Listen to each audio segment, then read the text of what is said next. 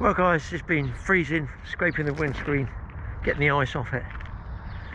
Fog, immense fog, but I'm down here. You see what a view. And look at this thing here. Sunshine. Sunshine. I came over Butler's Hill, it was amazing. Where's he gone? You wouldn't know the other side of that. There's all traffic queues and everything over there. It's horrible. But here we are now. Going to have a day out with Wayne on board his boat Thresher. Fingers crossed it stays as flat as this. The wind is going to go, I think, south first, then easterly, and then we'll have to come back. I think in the next few days it's going to be blowing southeast. What a setting. I mean, look at it. It's not often you see it really flat like this. So Wayne's just getting fuel, just waiting for him. So fingers crossed we'll catch up with you guys in the boat, and later on we'll see if we can catch a fish or two. Away. Right.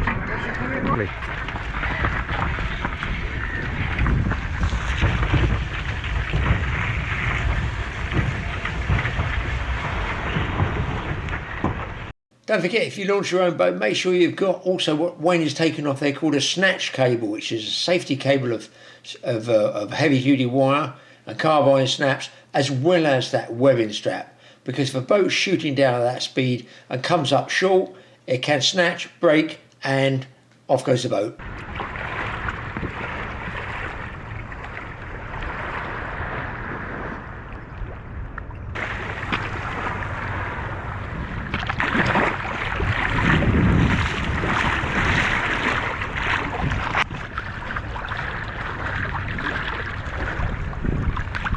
That's good. Watch your back. He's clear. Got him. It's quite nice like that with the silhouette of the sun. I'm loving it.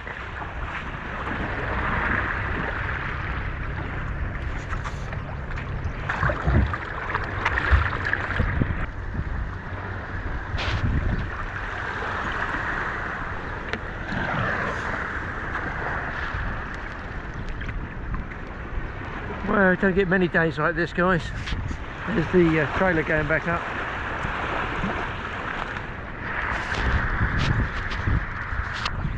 To be honest, I'm surprised there's not more boats out. You know, small boats fishing today.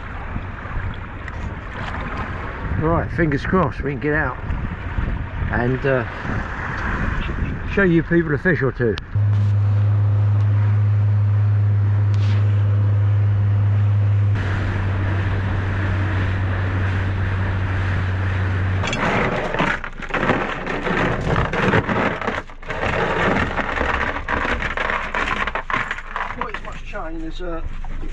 I have to say that's a big ass, but it's heavier chain. A big ass cable tie, Wayne. I haven't seen them that big. No, but they do the job, and they pull out. They will snap out. Yeah, you can steam them out. Yeah, they will snap out.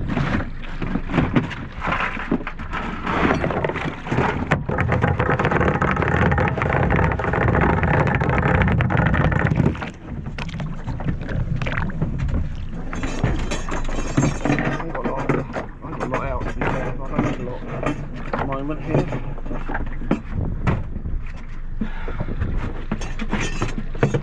Not a lot of tide. Yeah, this.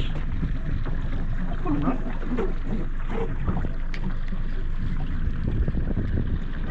Always pull it. Yeah, it's tight. What do you think? Let's whisk that boat round the tree. Jesus. You can see the boat swinging there, guys. That's just, this is quite a lot of current there ripping through here. Yeah, look.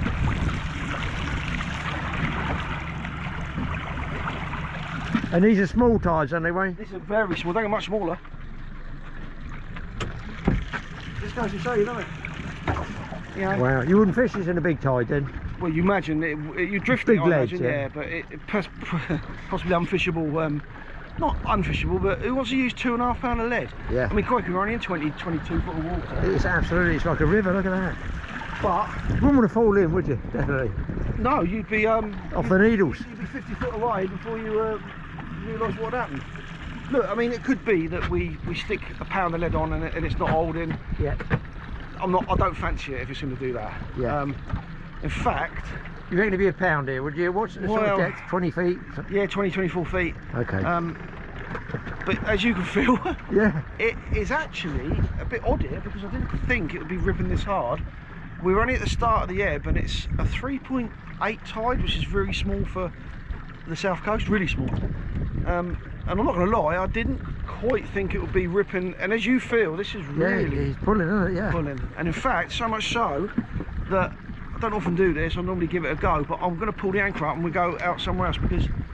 Bit too much, you reckon? I think we're going to... When you hear that creaking on the rope, you know there's pressure there, don't you? Yeah, just a little bit, just a little bit. So, with all the best will in the world, I'd like to get us fishing, but this is yawing a lot, you know. Yeah. So that, you know yourself, when it does this as well, yeah, which it feels like it's doing, you're not fishing properly, are you? it never. I feel it surging. I mean, we're both doing this a lot, Yeah. aren't we? Which is not ideal.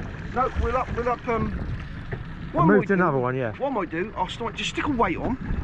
Have a look at it. So guys, you can tell by the sunglasses I'm wearing that at last the sun has come out. It's a little bit warmer, but we've had to move because it was howling at that other place, wasn't it, Wayne, the tide? Yeah, wasn't it just crazy? We were only about 22 foot of water, and man alive, there's some big rollers, but it was strange. It was really yawing the boat around. So we thought better, we've only moved a mile into deeper water, about 45 foot here, and we're between two different banks, holding very nicely.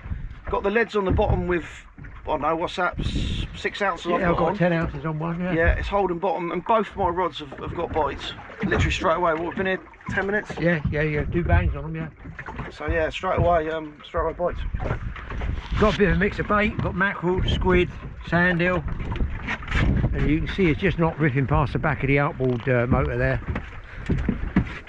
Who knows? It's weird how you get these rollers sort of keep coming through like a swell. A little bit, just running on.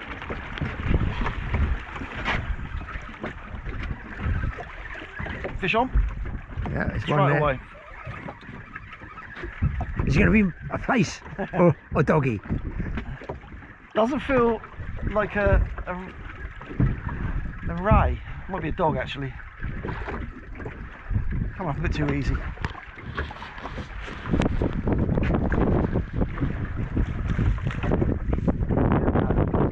Dog.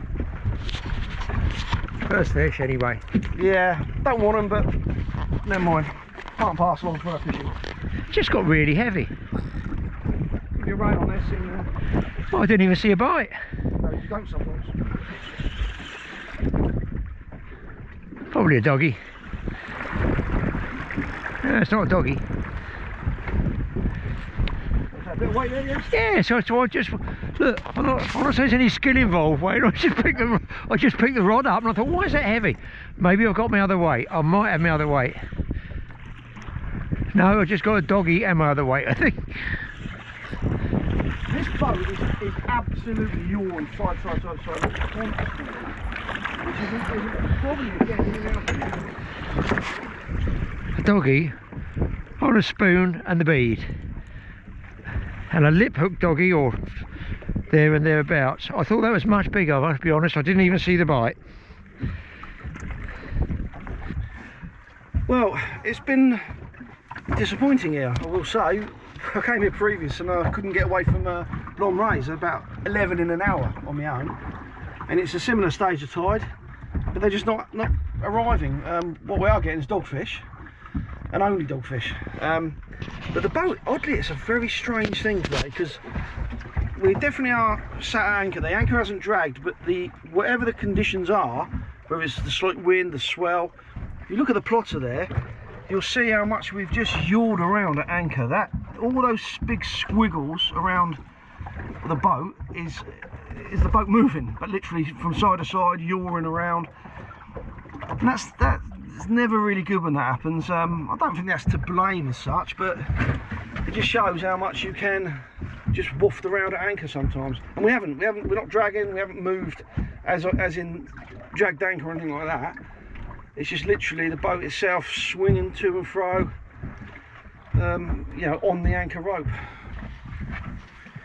Water's still coloured here, which it was when I came out the other day, but what I've just got up and had a look, what's really bizarre is there's like a foam line and the water colour changes the other side of that foam line. It's like the Gulf Stream, isn't it, Wayne? There? Look at it. You can see it's it. not the temperature of the Gulf Stream. You can see it curving round there. I mean, the camera should hopefully show it up, because you've got like brown water here, the foam line which bends around, and you can see all the water's much bluer inside it.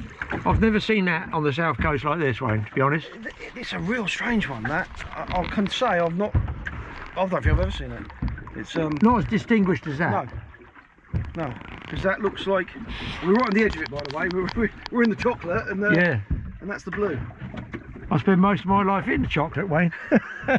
In some way, shape or form, my life tends to be like a lot of people's in the chocolate. But look at all the foam there, people. I just hold it there. You might be able to see. We've got the wrong lens for this, really, but you see the foam lines coming right towards us. Well, the boat has swung towards it, so we've got closer to it. It's weird. We are sort of swinging on the anchor a little bit, side to side, so we're literally right on it now. But that's strange. And it curving all around. And that's getting towards the tide easing up a little bit. It is starting to ease now, yeah. Yeah, you can see it now if I bring the camera around. Look at that. We're right in it now.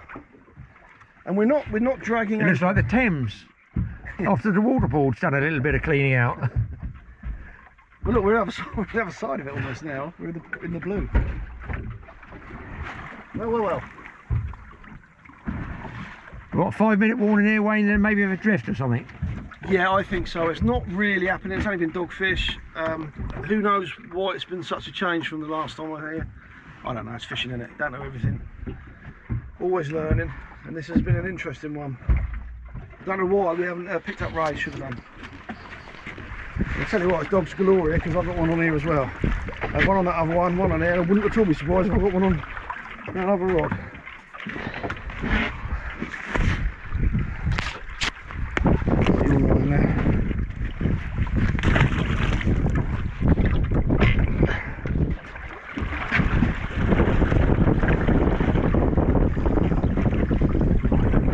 Got to have gone through the split ring, Wayne. Yeah. Oh yes.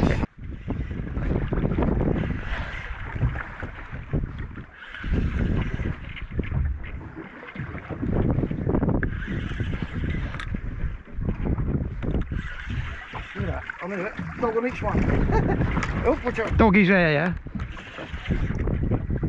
Oh. I know we come a long way, Wayne, but we haven't got up as far as Battersea yet, have we? With the dog's home. Yeah. That's just stored. Right. Yeah, it's another dog. Well, so much for my plastic teaspoon rig, which was meant for splay, so it'll get me a nice place for tea.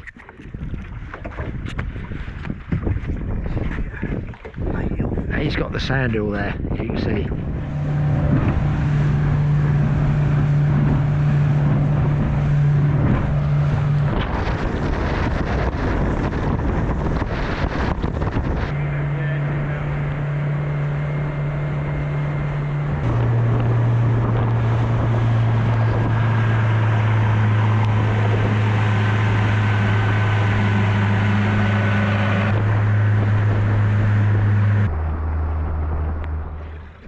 Well, we've come out to another little mark, a little bit cleaner water, a little bit deeper.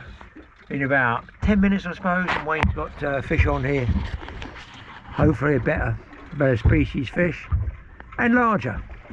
Don't think it's a dog. Stick your neck out. Look at that sea sparkling, that makes you want to come out here and catch dogfish. No, it's not a doggy, is it? No, it might be a strap heel. It's shaking its head, good and proper. Its head shaking. You know, it's like you want to see it. Yeah, you want to see what it is before it falls off the bloody hook. Yeah. Or is it a spur dog and bite? I don't think it's a spur dog, is it? They do fight differently. Yeah? Yeah. I've had all sorts of fights of them. Ones that screamed off running, but ones you didn't know they were on. I've had them come up easy, I've had them fight hard. It's always coming up in the current there, Wayne, isn't it? Coming up a bit different angle, coming up a little bit shallower.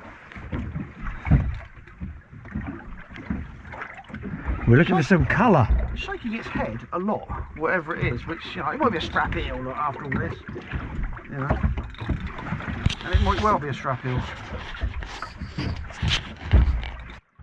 I ain't seen it. It's a nice sized conger eel, guys. Nice one. Yeah. Let's get round here and see if we can see it when he comes up, in case he bites through.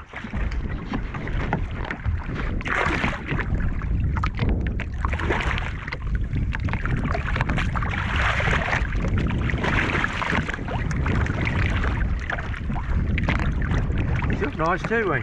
Yeah, I'm going to take that weight off quick because I hate doing this with the rod. Yeah, just don't worry, because yeah, things don't just move. You know, it's like when you hold a rod too high up. Crack. Yeah. Or it breaks the tip. Yeah, exactly. That's what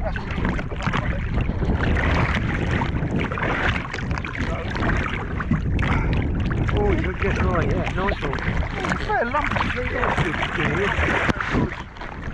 Bad source of fish, to be fair. Yeah, it's pretty good, yeah. They're never going to look big on the camera, you know that. But No. me and you here looking at him. Yeah. You know, he's Got it in your hand.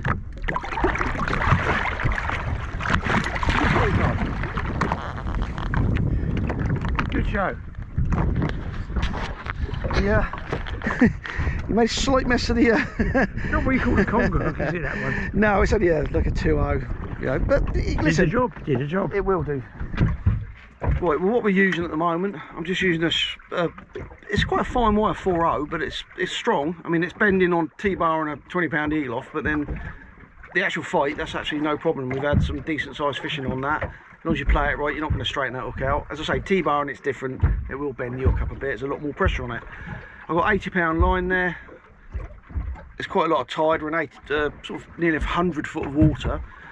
So I haven't made it very long, so about 600mm, and just a nice strong swivel. And very simple running ledger.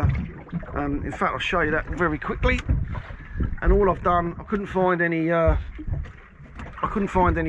zip sliders, so I just put on a running sort of pulley bead. Oh, like a pulley one, yeah. Pulley bead, and I've just clipped a snap link on there for the weight.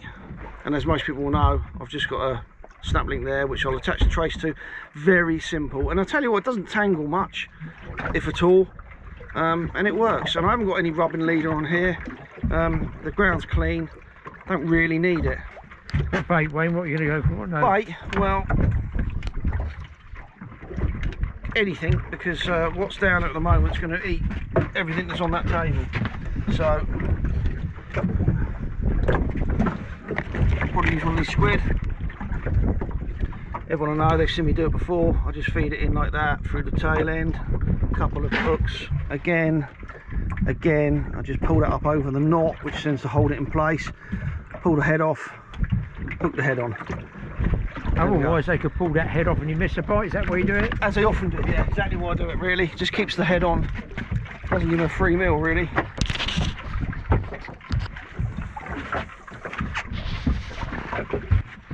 Oh, Wayne's got one up. He reckons it might be a spur dog, so that's different species. I'm not going to lie, it might be another eel, but it just sort of don't feel like an eel, and it's swum. It's definitely swum up tide. I should see it any minute. I've been reading that for ages. It should. Oh, here it is. Oh, yeah, spur dog. Oh no, it's a spur. Yeah, nice one too, Wayne. Yeah, but you're on nylon there, so you'll be careful. I am, so I'm going to be a little bit careful. Get the lead off. Yeah. Please.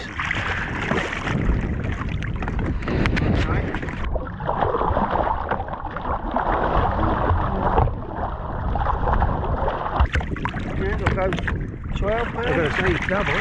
Oh, how lucky was that? How lucky was that? Good fish, oh. Yeah. Well, the thing is, you got species like spur dog around, they've got teeth. You don't know what to do when there's just the occasional fish around. Do you just hope your luck will hold and you'll hook a fish on, say, heavy mono, 50 pounds, you might get it, you might not? Or do you change over to wire traces and maybe drop off some of the other species that you might pick up that don't like feeding on wire? It's a sort of catch-22 situation. So I just go for it. Going to go from one to the other here for you, Wayne. It's a production. This is called common production line. Well, That looks a better fish, doesn't it? there we go. Yeah, something else on there. Oh, there we go. Here we go.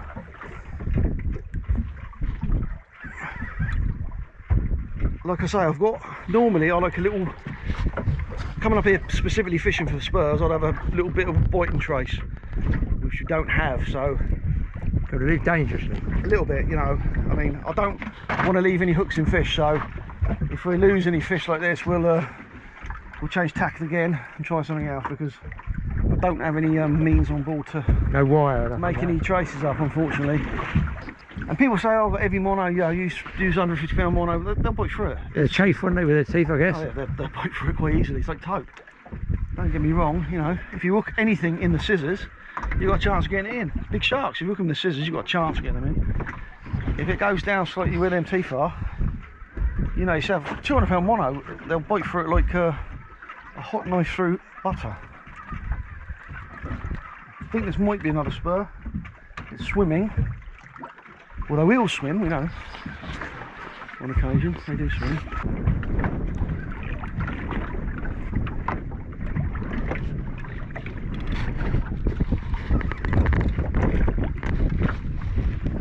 I'm not seeing any action on those other boats. No, I've been watching. There's a couple of boats over there. Guys, a charter boat, I guess.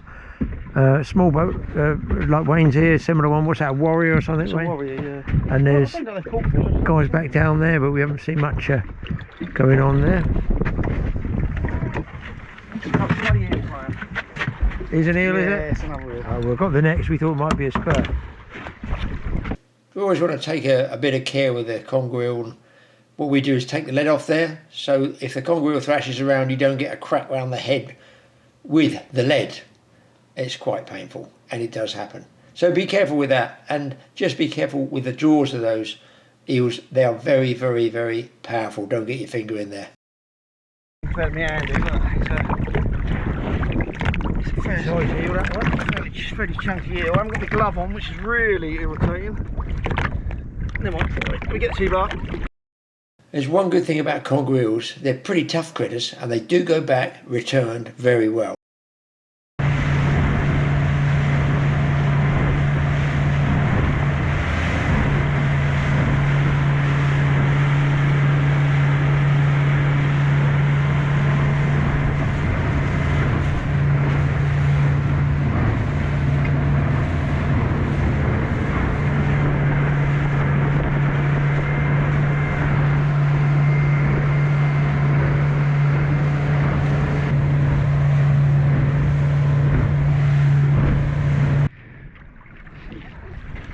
I feel a doggy somehow.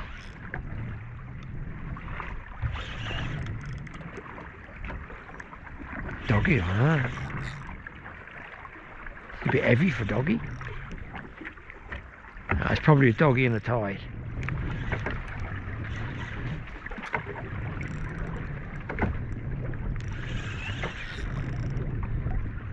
Doggo, I think.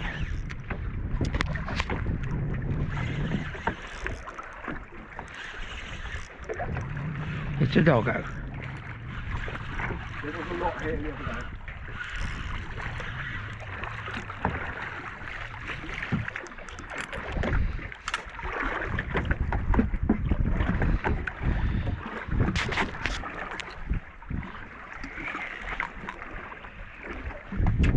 It's got a bit quiet now. I say quiet, it hasn't. It's just dogfish galore again. So we're packing up.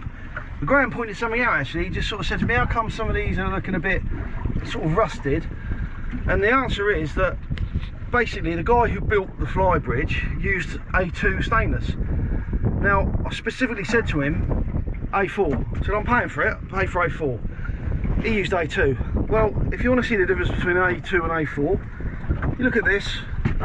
It tarnishes. It can rust, A2. Look over here. Okay. If you look at what I put on, which are these extra brackets for the fly bridge, these are A4. Right. These are a lot. These won't tarnish. They won't rust or tarnish. A4 316 is what you want. Do not use A2 because it does tarnish. And if you want a boat, if you're keeping a boat for any length of time, you want to look smart, you want everything to last longer, A4's the way to go.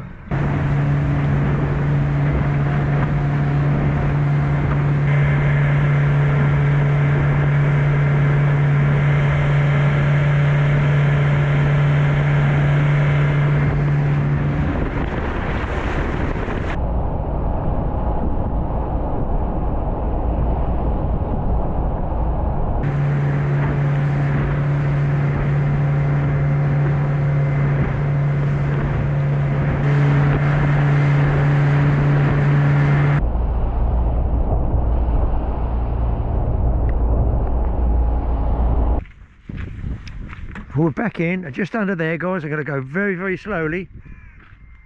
Wayne has got a piece of fish, watch.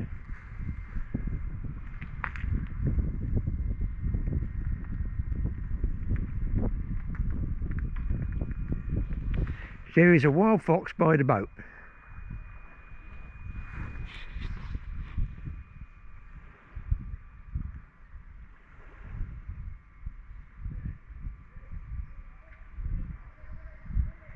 Oh no, he's taken that, mind you, it's about right for me. I've only had dogfish today, and that was on sand hill. That's how close we are.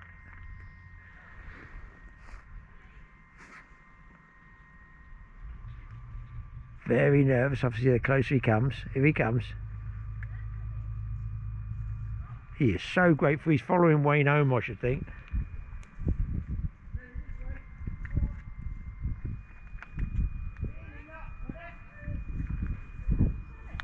He's having a sit down, look. Sit. Fox whisperer. One more piece, eh? Look, look, look.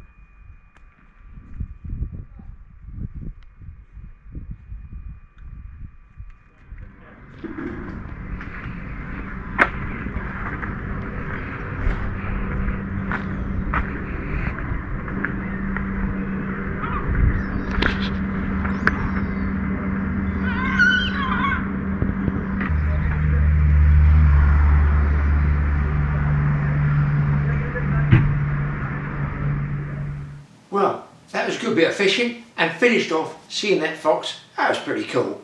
Anyway, let's pop over and see what Grant's up to. He's going to go through some stick baits for bass.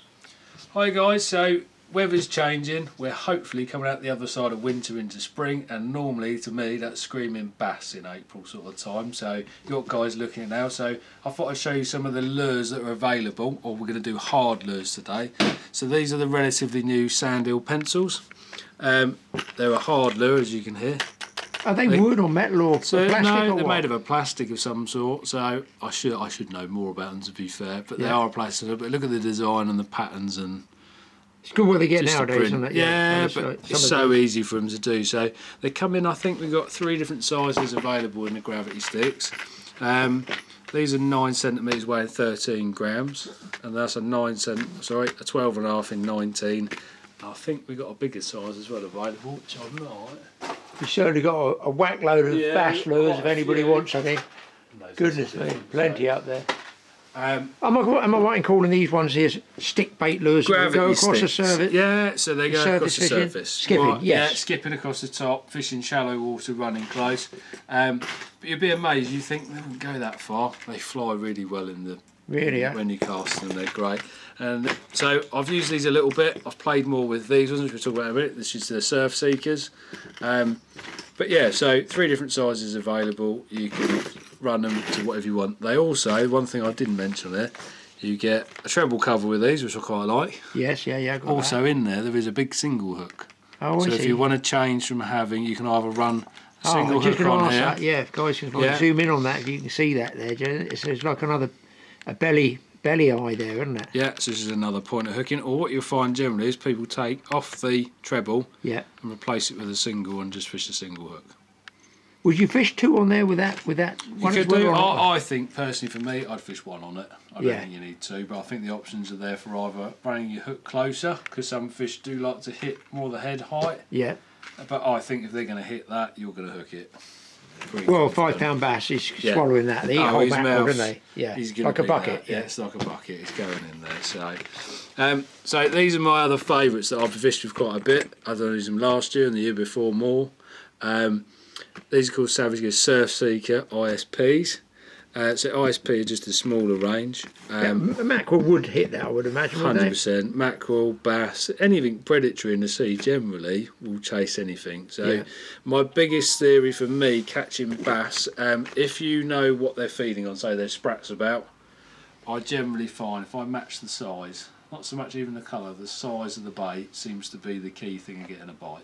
Yes, I know what you're saying there. Yeah. They get sort of preoccupied on that one size. They do, and they seem to hit in shoals of things. So, but as fish being fish, predators, they just chase things for fun sometimes. It's an aggression thing. So changes of colours, so they've got darker, lighter, they're reflective. But these will actually spin in the water layers as well when you're pulling them back. But I'm amazed at how far I can cast these. Yeah, I can imagine. Incredible, just and the weight's all here. It's so bulk. Is there a little kink there with the bulk of the weights there? You might be able to see if I hold it that way. Can you see the weight? Yes, fatter at the bottom. It's fatter at the bottom, just to give you a casting weight. Here and comes out. Yes, just casting weight, and also it'll land one way rather than spin.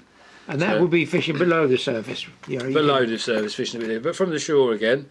But I've just found you can really whack them far, can let them sink down, flutter. You can twitch them back really fast. Yeah. You can make them skip on the top if you really fast binding, but generally a nice steady retrieve. And as you might know, for me, Graeme, is when you retrieve and stop, that's normally hit time. Yeah. Hit time. So, or you know, one of my other favourites, which a lot of you hopefully would have heard of, is a Dexter bass wedge. That is a Dexter wedge and a half. That is a big one. That is a 200-gram one. Not the cheapest thing in the world, but yeah, very good and very effective.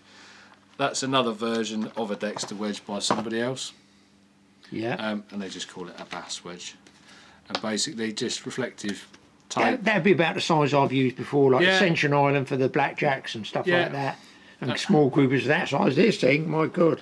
Well, I've got nothing. I haven't got a rod to cast that one. What I normally use a big wedge for, I generally put them on the bottom of the mackerel feathers on the boat. Yes, yeah. And it's I'll leave a hook on it, and it's just in case somebody get a bass on it. I've had taupe hit them. I've even had thresher sharks follow them up before. Really? So that's a big lump. They're very good. So, but you know, they run from 5 grams all the way, as you can see, up to like 200 grams. So, from fishing from small baits to larger baits, they're perfect.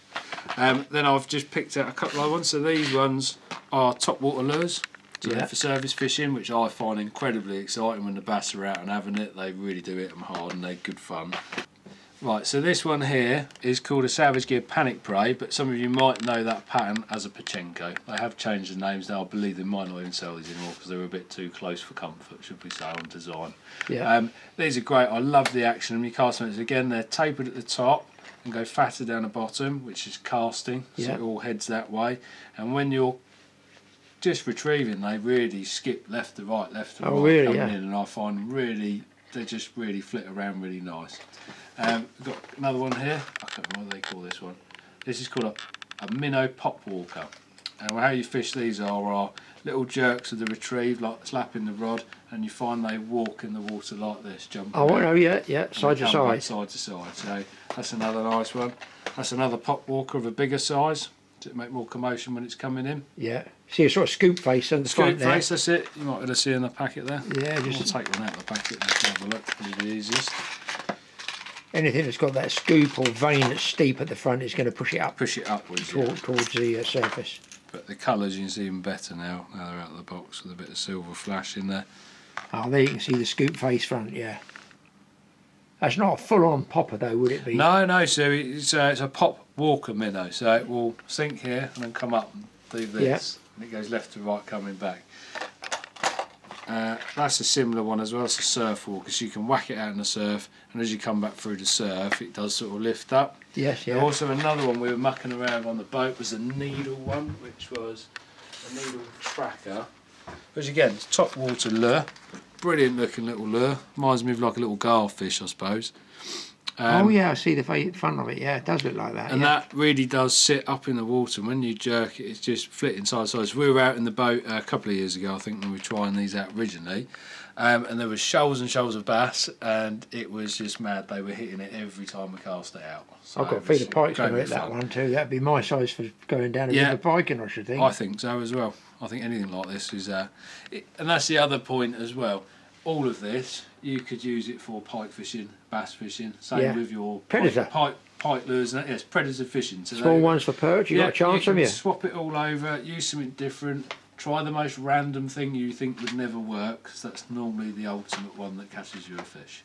Now, out of the corner of my eye, I see something that look like an old split cane rod, and you start to get a few of those. Have you? I do get some. So these are very similar. These aren't a cane. These are collectors out there take Collectors note. out there, they love these. So these are a Bruce and Walker compound tapered rod. So it's believe what I remember as being like the Avon style rods of the Bruce and Walkers, not the carp rods. So they're a bit softer. Yeah. But yeah, lovely little rods. These haven't been used a lot. They do need a re-spigoting because the spigots, as anyone know who's into these rods, they do wear and Well, they you end up can touching. see the marks there. The guy. Yeah. They've been used. They've been used. They've been used. Yeah. So I've actually Lovely long got a full pair handle. of those in the shop. We always ran them in. If you're into old gear and you're popping in the shop, just ask about it. It's not something that's always on the shelf. Yes. But every shop normally has got a little corner. They'll have some old with some vintage- old gems, and if you like that stuff for nostalgia, it's worth looking at. Well, I know nowadays there's a lot of people. The older guys generally would say, "I want to fish with some older, more classical." You know. Yeah. Right, so this is a Hardy's Richard Walker carp rod. I'll be honest, I don't remember the test curve of these anymore. They're normally around 1 3/4 to £2, the older style carp rods. And he's straight fiberglass. Straight fiberglass, yeah. Can be Nothing soft. special. Can be quite soft. I mean, as you find like on some of these with the whipping, maybe not so much on these. This one's for look. But some of the older cane rods as well had a spiral whip up, and that was to make them stiffer. But these would be what, 50 years old? So they're sort of vintage class, and they still catch fish. Still catch fish. I mean, you can spend as little or as much as you like on fishing. You can fish with old gear, you can fish with new gear. It's just what you enjoy. That's and you got other bits and pieces left over, old gear, vintage. Loads of old bits. We've got some Allcock stuff. We've got Hardy's. We've got Press on Michelle. There's all sorts of stuff kicking around the shopping places. I will make the time to actually display a little vintage tackle section in the shop for people to just have a look at. It'd be interesting. I'm always interested in them. Yeah. I mean, even just for people to compare a new to an old, you can see how far a rod's come for how little money you can buy one for. Now, as brand new, you can buy a very nice rod to go fishing with for minimal money. Yeah, or you can spend as much as you like, or you can go old school and look a bit like Graeme fishing on the beach. That'd suit me well. That would suit me, especially my clothing taste. In fact, the rods are probably younger than my clothing. Okay, Grant, I appreciate that. I'll tell you what, I look forward to seeing any old gear you've got like that, and we'll pop in again with the camera. We're passing through and see what we can do. I'll dig some other bits out for you, Graeme. Well, it's that time of year when you want to go lure fishing. It's getting a little bit of spring in the air. Hopefully it's going to start warming up. The water's going to start clearing up, and once that water's clear, the predators will kick in. So get those lures ready for a bit of fishy action. I had a bit of sort of action, wasn't very fishy though. I had an old bench at the back of the garden, and it had sort of rotted out a lot, and the wife said, we never use that, no one's ever going to sit on it, just dump it. Dump it? I paid £2 on, I think it was it £2, £3 from the dump, renovated it, put it out. But I thought, I can't throw that away because it's cast iron on the ends. Some of the wood slats were teak, so the ones on the flat like this, but obviously it absorbed a bit of water. I thought maybe if I turn them over and use the other side underneath this dryer to sit on, dump some of the top and bottom which is rotted out, using pallet wood of course, and see if I can renovate it. But more important, I wanted to reduce it from the standard 4 feet to 3 feet, so it matches my little spot that I sit outside the tackle shack.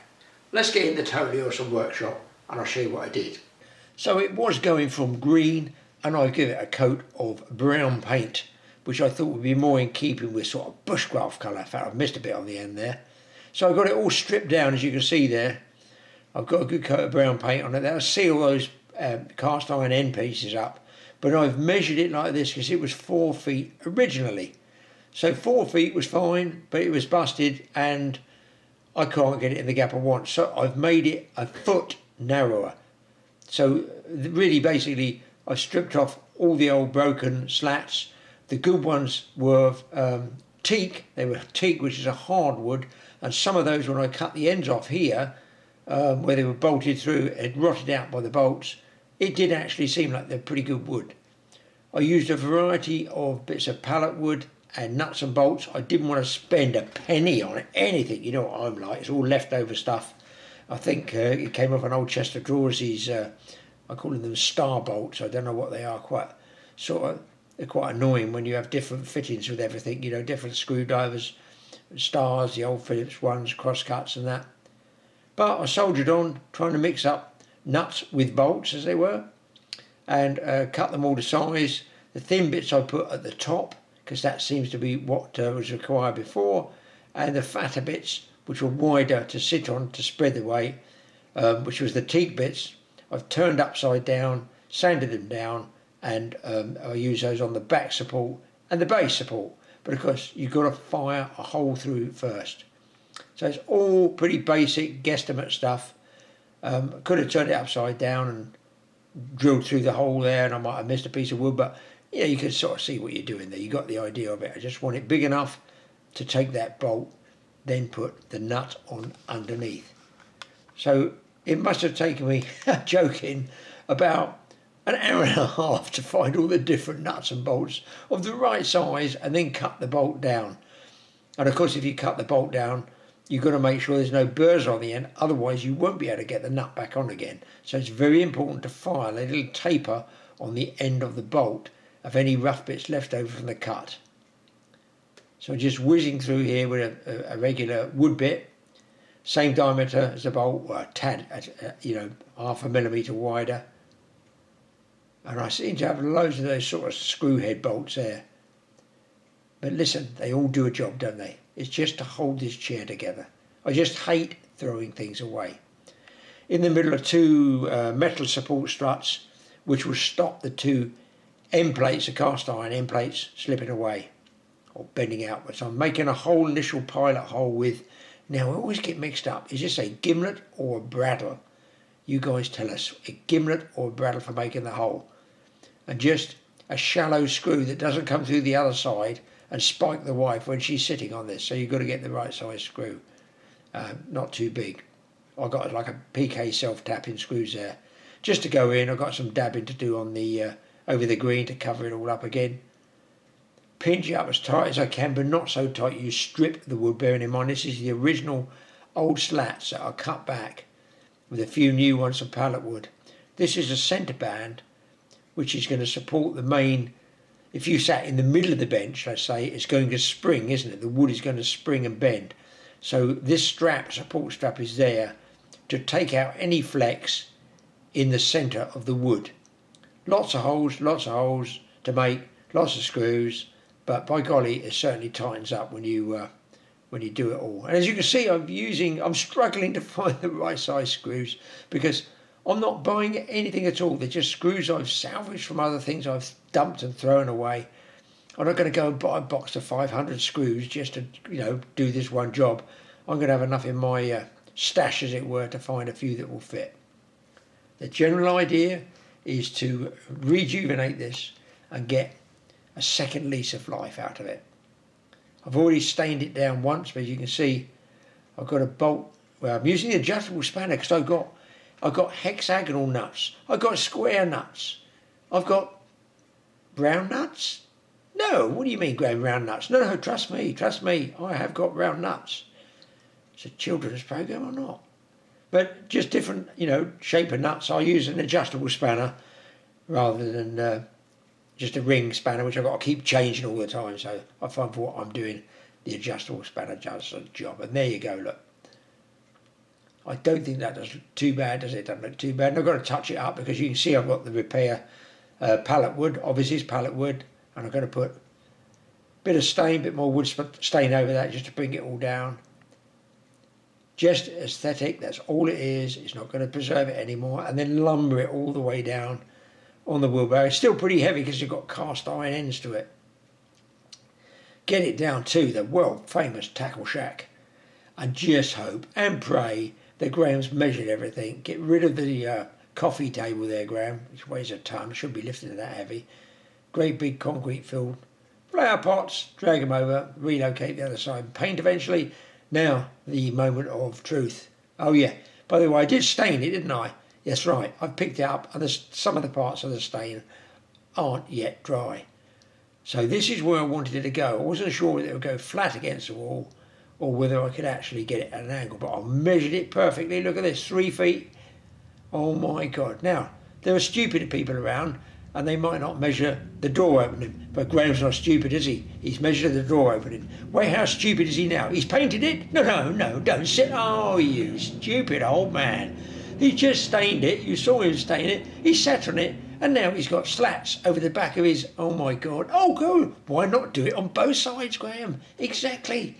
get those brown corduroy trousers even browner. Well, that's the bench done, and for me, it fitted uno perfecto. That's Spanish for exactly to the inch. The door opened and the leg didn't slip off the side of the patio slab. Anyway, let's move on. It's time for the random country section and olden time stuff, which I so love. And this was when I went to a Land Rover meeting. Now, is the Land Rover in its various forms the most versatile vehicle ever for work? Let's go and check some out. So I was just talking to a gentleman saying, you think, oh, look around, oh, they're all Land Rovers. Yeah, they're all Land Rovers, but they're all different. Now I've just come across one that seems like a longer wheelbase, and yet it's got 4 doors, which is the first one I've seen with 4 doors. I think it must be a longer wheelbase because there's space in the back. And here you can see, in there, looks like seats there. Obviously doors here. Same in the front, all looks original to me. And a different type of tin on the roof. That's a strange one, I haven't seen that one before. That's why I say they're all different. You think they're all the same, but they're not all the same. They are, but they're not. Does that make sense?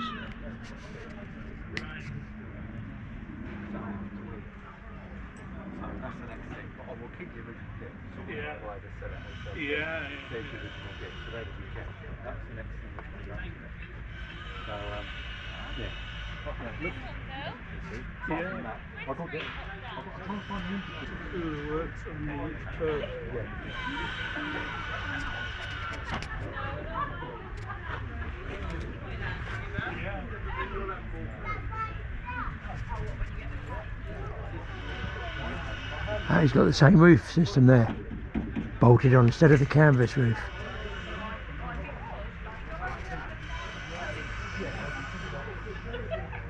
So you've got 3 seats in the front, 4 in the back, so it's 7 personnel.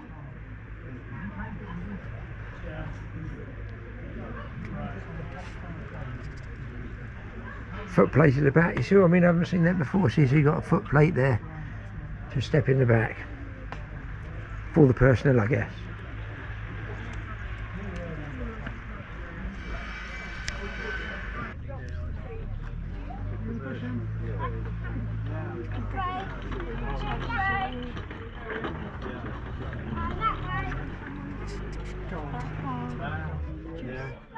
Could I just ask you, why does the door seem lower there? Probably because nothing fits anyway. Was it made like that? Was it? You know, I see the windscreen can drop down, but looking at the others, this body line's all the same. Yeah, the windscreen here, you can fold it, undo the canvas roof, fold it down onto the bonnet there, and then just clip it with these to stop it bouncing around. But there's no real reason looking at some of the, you know, they got the top really. Half window. That wouldn't like for the tropics. That's what I'm thinking. Yeah.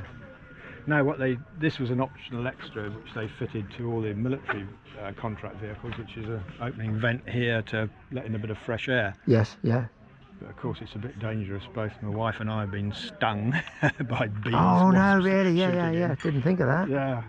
Although there was an optional extra, you could buy I don't know if there was on this one, but later ones you could get a mesh screen on the inside, I see, yeah. Stop the insects, yeah. Yes, but cuts down the airflow a bit as well, so you don't get the full blast breeze that you do with the complete open one. And do you put this over there, or is that something you've built adapted, or they all come like that? Yeah, that is standard. Right. Such a nice day, I left the door tops at home. Oh, I see. So they literally do come straight off. Yeah. I see. Yeah. And what's the age of this one? This is 1949. Oh, well, that's an old one, yeah. So, what's that make it? 74, just coming out for this. And what's the history on this one? Do you know any history on it? It's an ex-army, a territorial regiment. That was its. Oh, hello, how you doing? Hi, Julian. Sorry, I didn't recognise it. Hey, sorry, not Heather. Thank you. So XTA, this one, yeah? Yes, that's its military registration. And well, you see on the back the crests of the regiment. I saw that. Did say that? Yeah, couldn't see what they were. Yeah. Got the steam engine going up past, guys, and just a bit of sound there. So what are these crests? Well, that's a regimental crest, Yeah. anti-aircraft, which is why I got this arrow. And I don't know, 1400 Tyneside light anti-aircraft. Yeah, it's up sort of Newcastle way that. Yes. And this one doesn't have like the hook. I see that the hook No, attachment I on think some of that them. came Has that later. been changed? Is it, or would that be the original to this? It's of the right age for the vehicle. It didn't have a. Could have been tow adapted on it. by somebody though, yeah. It is a standard Land Rover part and was generally used by the military, but it didn't have a tow bar on when I got it. But it is fitted up for. This is the trailer light sockets. Yeah. You got a little. It was only 2 pins. Oh, 2 pin. That's it. and That is side the lights. socket. Yeah, and then this is to store that when you've got your trailer wiring connected. It just had literally 2 wires for the yeah, for the brake. trailer. Brake and side lights. No indicators in those days. So yeah. And have you done much work to it, like chassis wise, Oh, anything yeah. like that? Well, it So wasn't it all too seems much. to say that. There wasn't too much to do on the chassis, luckily, because it's ex-military. They probably painted it every year. Yes, yeah, And I yeah. scrape off literally pounds weight of paint. What do you do? Do you use like an angle grinder to cut? I mean, my son's got one, but he's not starting working it yet. But is it angle grinder job To best? cut or- out the rusty bits, Yeah, and then exactly. just weld in. Yeah. Just get some sheet metal, cut it to size with a cutting disc, and Yeah, and weld it. Yeah. paint It does seem to be welding or bolting with these. Yes, but it wasn't too bad because, being ex-army, I think they just had so much paint. And then the bodywork, I don't know, I can't paint, so I just left it as it is. Yeah, that's it. That's the original then. This one, yeah. Pretty much. Yeah, it's amazing. It's done well, isn't it? Yeah. No, it's... So engine-wise, you stripped it down, yeah? Yes, still the original 1600cc engine on standard bores, but got replacement pistons and rings. But But it didn't need boring out, you say? no, it was still within tolerance. And what sort of mileage would this one have shown for that age? Well, Is it unknown? Well, when it was sold ex-army at the Ruddington auction, it had a brand new refurbished engine in it. So Yes. I suppose they would draw them for service, mechanics practice on them, they change all the bits and bobs, and it was noted by whoever bought it in the catalogue that it had this virtually brand new engine in it. Yeah. So sold in 63, registered for the road in 64, and I bought it in 79, so in between, well Well, you've had it a while then. yeah. So And nothing that couldn't be fixed. I had as to it make were. a few bits because Yeah. just brackets and bits of linkage for the clutch and handbrake, things like that, because they were so worn out and they just weren't available at the time. And this piece down here? That's a Warner socket, that's a later, actually I'm not sure if this should be on here. Yeah. This is a later trailer socket. Again, you got somewhere to store the cap when it's not in use. Ah. 4 blades in there, which I guess earth, Oh, that's weird. brake, side lights, and maybe a convoy light. I don't know. Yeah, they all seem to change or something. 2 pin, 4 pin. Yeah, Well, then there's 12 pin. I know it's a radio It goes transmitter. to one. later one. I think they call a NATO socket. So it's got a little flap up, Yeah. but normal pins like you get on a sort of regular caravan trailer. In that, but this the plug. An American company called Warner. It's just got 4 springy slots on the side to contact with the blades in there. But it was never wired into anything, so it makes me think that, I don't know, somebody's put it on there, but it was never ever wired up. They all look the same, but they're not, are they? They all got little. Everyone's got something different. Yeah. You can see this one's been rebuilt, I would guess. I don't know.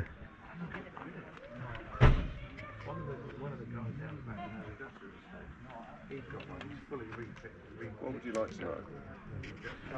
Where's the paint? Why is it all shiny? Just tell us. The reason it is because when I got it, it was a barn find from Australia. The sun had bleached most of the paint off it in the first place.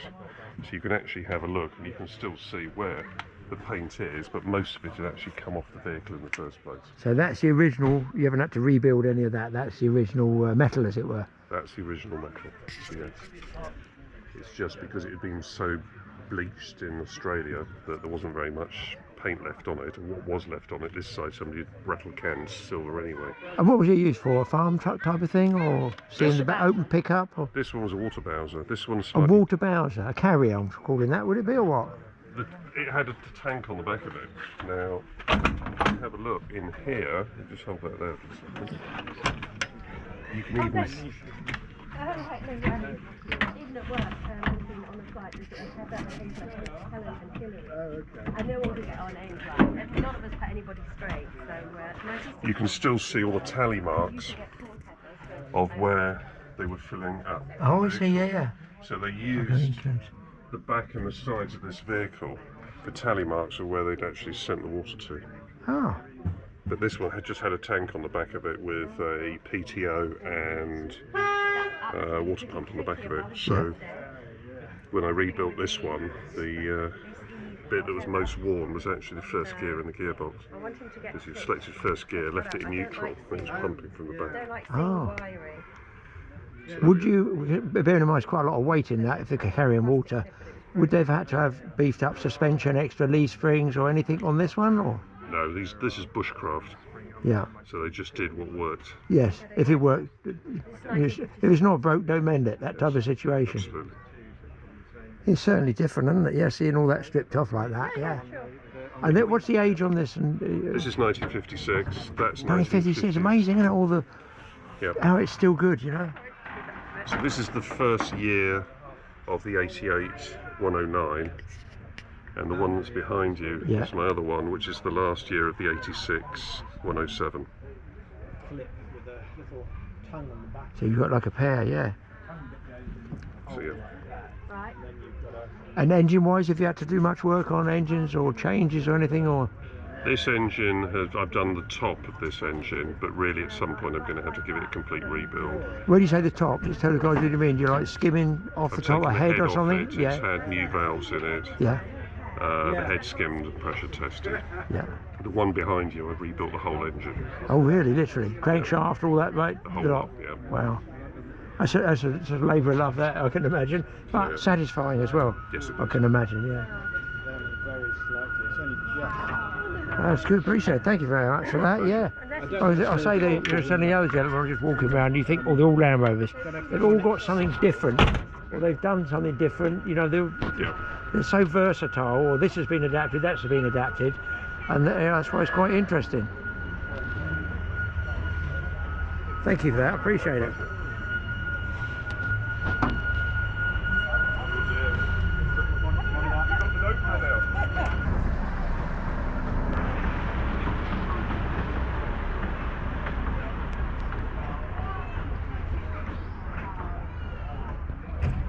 So is this plate there? We're just it's called a drawbar. So this is the bar that Land Rover put on the back to either mount all the tools that you could have off the power takeoff. So you'd have a prop shaft that came through here, and then you could mount on here whatever you wanted. So there are caps and winches you could have on there.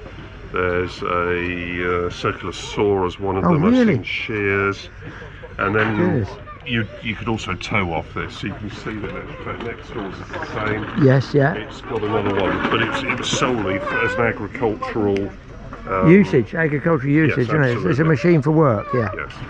So that's all it was. So that's why that bolt's still there, because there was a power takeoff on here with a water pump. Oh, I got you, yeah.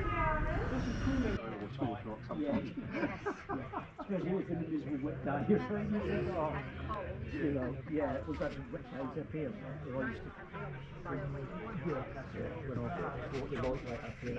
must have been coming here for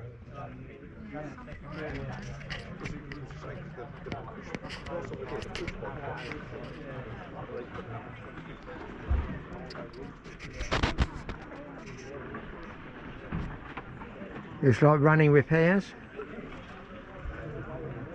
I say it looks like running repairs there.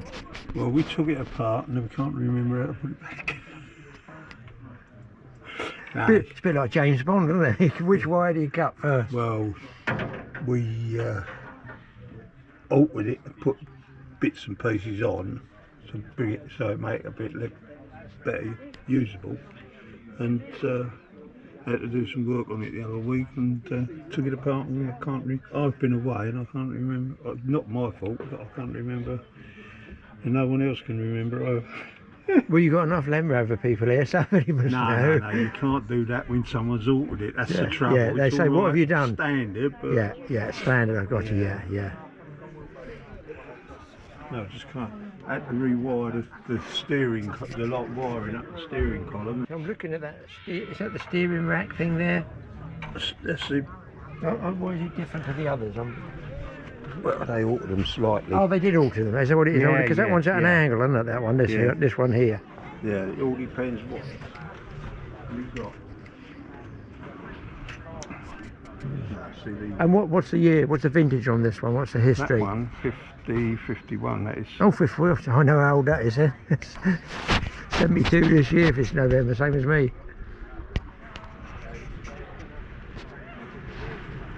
And that would have been used as what, a farm vehicle, I would imagine, wouldn't it? No, it was RAF.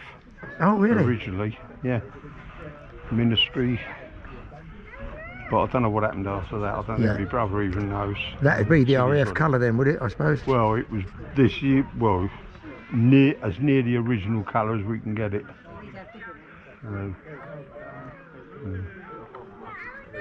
Been used around airfields and stuff, I'd imagine, would it been moving equipment and fuel and whatever? More often than not. Yeah. The one up there was used as a tow tug for gliders. Oh, really? Yeah. So the earlier one than this came from Scotland originally.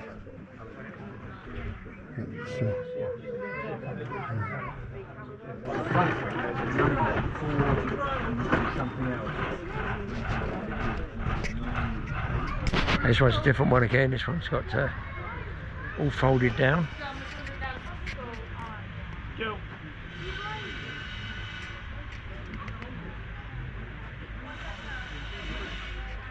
So the door comes right round. It's amazing that it's all like, as somebody says, it's like a giant Meccano set, but because there might be younger people who don't know what a Meccano set is.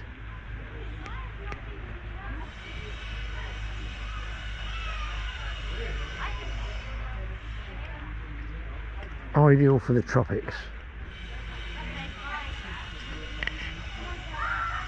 It's got the big hook on the back, so you can pull pretty much what it wants. I'm calling that a standard light socket, I don't know, it's more modern.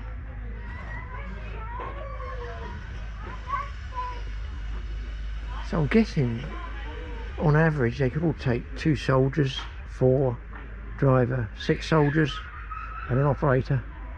So if you had guns and equipment, the carriage on the back, you know, it's quite a lot of firepower you could put into quite a relatively small vehicle.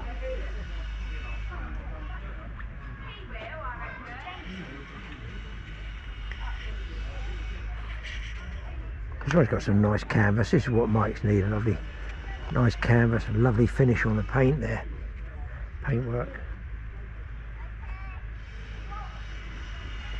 Got little viewing panels in the canvas there as well.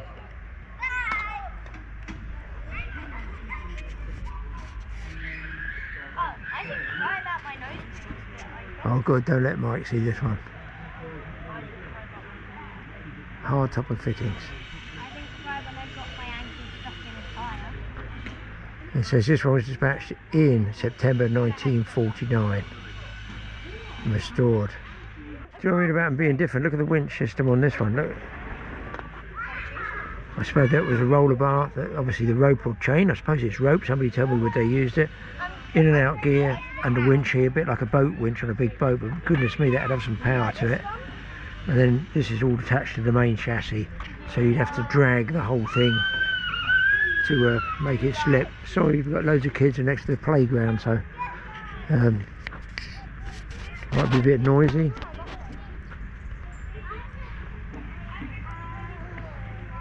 Lovely canvas on this. That almost looks new. It's got what I call tow bar stand. It's got that various brackets you can fit there for stuff. Is this your one, sir? No, I wish. No? Yeah, it's nice finish on the paintwork, isn't it? Beautiful. It really is. So you get some of the more modern ones now. This one's called Defender. I've no idea which one.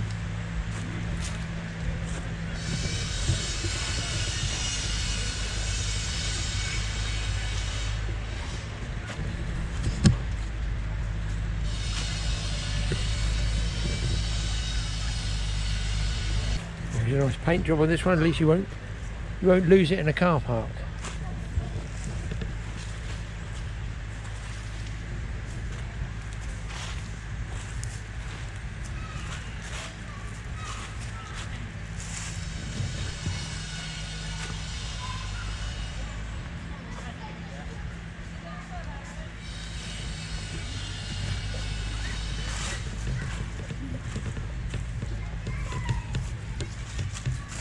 This one's say a 1990 Defender 110 TDI, a new release. It's a demonstrated vehicle at Landrover garage in Alsbury. Rebuilt, totally rebuilt. And just so you know, people, it's an engine size 2.5 turbo diesel, power steering, 5-speed box. The colour is ARLES blue, cream roof and wheels.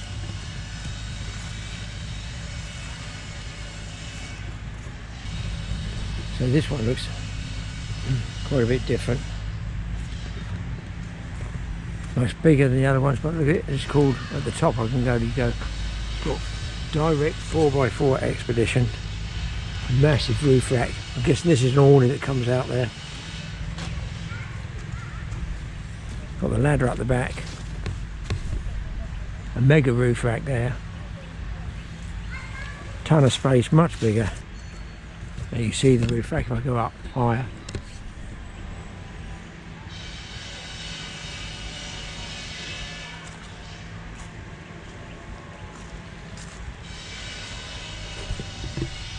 Yeah, seriously big unit, 4 doors. Well, pretty interesting stuff from those Land Rover enthusiasts. And I've got more. I got an interview I've been keeping secret, holding it back all the time, from an ex-military gentleman who has renovated an old military Land Rover to perfection. It's got radio transmitters in it, both on the vehicle, which stays on the vehicle, and packs you can take off, put on your back and go off. Wait for this. He was trying to tune in to, I think it was Germany or somewhere like that, and I could hear stuff like Heathrow air traffic controllers, I think it was, he tuned in. I've got that one coming up. So, more to come, folks. Thanks for watching this one, and hopefully you'll watch TA Outdoors, our other channel as well. We'll see you in the next episode.